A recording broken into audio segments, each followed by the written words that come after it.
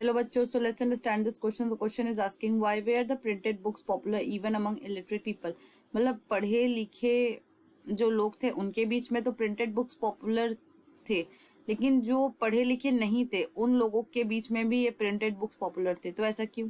चलिए इसी की कंसेप्ट को समझते। तो इसका की कंसेप्ट होगा प्रिंटेड बुक्स की जो पॉपुलरिटी है उसका रीजन अमंग इलिटरेट पीपल। तो वो पीपल जो कि आपका लाइक पढ़ नहीं पाते थे, लिख नहीं पाते थे, तो वो बुक को कैसे पढ़ेंगे? सो ऑब्वियसली वो उस बुक में जो लिखी हुई बातें हैं उसको सुन तो सकते थे। तो प्रिंटर्स ने क्या किया, उन्होंने पब्लिश करना स्टार्ट करवाया बलार्ड्स को और फोल्क टेल को, जिसमें बहुत सारे पिक्चर्स रहते थे। अब मान लीजिए कि ये घड़ा है, यहाँ पे बहुत सारे कंकड़ है और यहाँ पे कौवा आके बैठा है, तो ऑब्वियसली यहाँ पे समझ में आ जाएगा कि ये जो कौवा है वो इस मटके से, घड़े से पानी पीने की कोशिश कर रहा है और यहाँ पे पानी है और ये कंकड़ है। तो ऑब्वियसली पिक्चर्स की मदद से वो देख के समझ जाते थे कि इस जो ये पिक्चर है ये बोलना चाह रही है।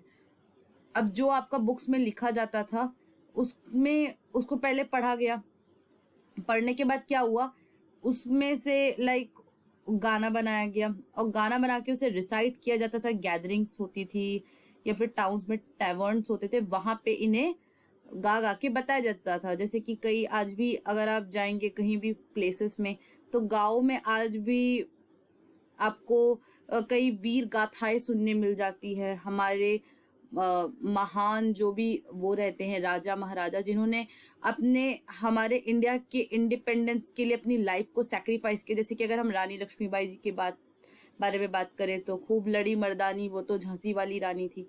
तो सुभद्रा कुमारी चौहान की ये जो कविता है, उन्होंने सबसे पहले क्या किया, झांसी की रानी की स्टोरी देखी, फिर उसमें से ये पोयम बनाया है कि खूब लड़ी मर्दानी वह तो झांसी वाली रानी थी, बुंदेले हर बोलो के मुंह हमने सुनी कहानी थी।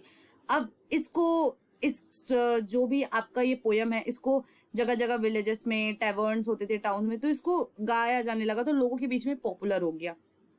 और ये जो इंडियन राइटर्स है जैसे कि बंकिम चंद्र चट्टोपाध्याय, उन्हें भी पसंद था कि वो जो नॉवेल्स है वो लोगों के लिए अपनी नॉवेल्स को पढ़े और उन लोगों के लिए पढ़े जो कि पढ़े लिखे नहीं है। तो वो क्या करते थे कि वो उन लोगों की गैदरिंग्स करवाते थे जो कि पढ़े लिखे नहीं थे, फिर वो अपनी खुद की बुक को पढ़ के सुनाते थे उन लोगों को जो कि पढ़े लिखे नहीं थे, ताकि वो अपनी खुद की ओपिनियन बना सके।